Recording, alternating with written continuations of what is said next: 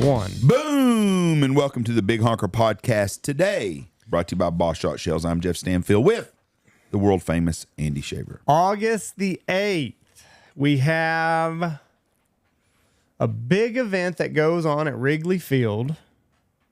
The lights come on. Yes, I remember that. You do? Yeah, what year was it? 1988, which is shocking to me. Yep, that's why it was a big deal. 88. Before then, the Cubs played in a National League Championship Series, I believe, because they didn't make the playoffs for like 400 years, but they made the playoffs or something, and they had to bring in portable lights, I think. Really? For a playoff game. 1988. That's way behind the bandwagon. Well, that was their tradition. They all played all game days. All got to be game day days? All game days. Harry Carey. Daytime games. Harry Carey and the Cubs. 1988. That just shocked me. First night game in the history of Wrigley Field. The first night game in professional baseball took place on May 2nd, 1930. So when you factor that in, way the hell behind the times. That happened in Des Moines, Iowa, when they hosted Wichita for a Western League game. The matchup drew 12,000 people at the time when Des Moines averaged just 600 fans per game. So move it to nighttime. Evening games soon became popular in the minors as minor league ball clubs were routinely folding. In the midst of the Great Depression, adaptable owners found that innovation a key to staying in business. The major league, though, took 5 years to catch up to their small town counterparts. The first big league night game took place in Cincinnati, Ohio on May 24th, 1935, and it drew 25,000 fans.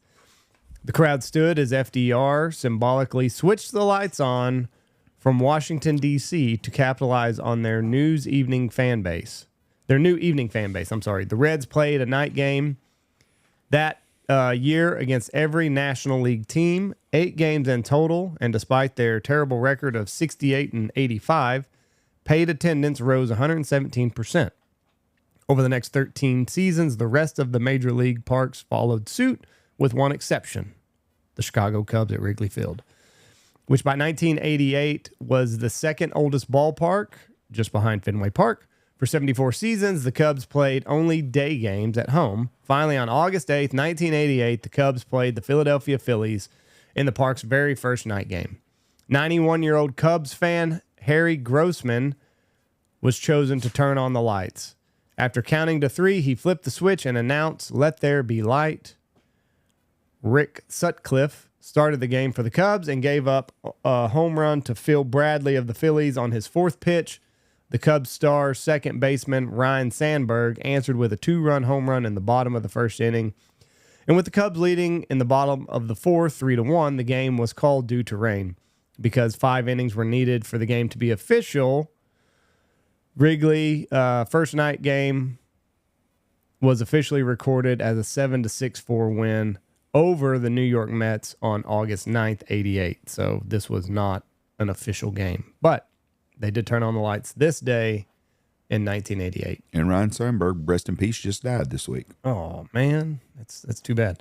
My guy that was born today is best known for being the first to reach the geographic North Pole on April 6, 1909. Bird? No. Go ahead. I'm not going to know. Matthew Henson. Did not know that. An African-American man who accompanied Robert Perry. Perry, that's who I was thinking. On 7 voyages to the Arctic over a 23-year period. They spent a total of 18 years on expeditions together. They found it in between 1908 and 1909, and they reached the geographic North Pole. To promote a lecture tour, Henson later said that he was the first of his party to reach the North Pole. There's no evidence to suggest this. Henson was born in Maryland to a sharecropper parent who were free black Americans before the Civil War. He spent most of his early life in D.C., but left school at the age of 12 to work as a cabin boy on a police sloop that patrolled the oyster fields on the Potomac River. He later worked as a sales clerk at a department store. One of his customers was Robert Perry, who in 1887 hired him as a personal valet. At the time, Perry was working on the Nicaragua Canal. Their first Arctic expedition was between 1891 and 1892, Henson served as a navigator and a craftsman and was later known as Perry's first man. Like Perry, he studied the Inuit survival techniques. During their 1908 and 1909 expedition to Greenland, Henson was one of 6 men, including Perry and 4 Inuit assistants, who claimed to have been the first to reach the geographic North Pole. In interviews, Henson identified as the first member of the party to reach what they believed to be the pole. The team's claim gained widespread acceptance, but in 1989, Wally Herbert published research that found that their expedition records were unreliable and indicated an implausibly high speed during the final rush to the pole, and that men could have fallen 30 to 60 miles short of the pole due to navigational errors. Henson achieved a degree of fame as a result of participating in the expedition in 1912. He published a memoir titled A Negro Explorer at the North Pole. As he reached old age, his exploits received renewed attention. In 1937, he was the first African American to be made a life member of the Explorers Club. In 1948, he was elevated to the club's highest level of membership. In 1944, Henson was awarded Perry Polar Expedition Medal, and he received a White House Medal by Harry Truman and Dwight Eisenhower. In 1988, he and his wife were buried at the Arlington National Cemetery. So he passed away in 1955 in the Bronx. So that is a little bit about Matthew Henson. Lady that died today, she is best known for she's an actress. Okay, I'm listening. Let me look here and see if I can make this harder. Because I only know her for one thing. So let's look. She's an actress and a singer. Okay. Whitney Houston. Highest grossing musical film Lady Gaga. at the time, whose soundtrack remains one of the world's best-selling albums that features a duet. It's John Travolta and Olivia Newton-John. Olivia Newton-John passed away today. Yep. She was a British and Australian singer and actress with over 100 million records sold. Newton-John was one of the best-selling musical artists of the time, as well as the highest-selling female Australian recording artist at the time. And then 1978, she starred in the musical film Grease. Yep. Mm-hmm. Not a big fan of Grease.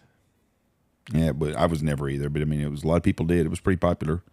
John Travolta was in great stuff. Whoever was in charge of getting him roles done a hell of a job. And I guess she went on to. She started in more movies and TV shit, right? She sang some. I don't know that she was ever in anything else. Yeah, it says right here she was in some like Christmas time movies and stuff. Okay, I didn't even know that. Yeah, I don't know. She was good looking. See here, you think so? Yeah, she was a hottie back in the day. In May 2017, it was announced that Newton-John had breast cancer. She had it 3 other times, and it had metastasized in her lower back. Her back pains had initially been diagnosed as sciatica. You got to watch that sciatica. She subsequently revealed this was actually her 3rd bout with breast cancer, and as she had experienced a recurrence of disease in 2013, in addition to her initial 1992 diagnosis. With the 2017 recurrence, the cancer had spread to her bones and progressed to stage 4. Newton-John experienced significant pain from the metastatic bone lesions and had spoken about using cannabis oil to ease her pain. She was a big advocate for medical marijuana. Newton-John died on August 8th, 2022 at the age of 73, and tributes were paid by John Travolta and Barbara Streisand. September 2022, Newton-John's family held a small and very private memorial service. Boy, they sure did wait a while. She was cremated, so they got to do all that. So anyway, Olivia Newton-John passed away today. Go watch Grease. That's all I got. Everybody be safe out there. Watch for deer. Have a great weekend. Peace. Goodbye. God bless. Hey, did you see that Maggie?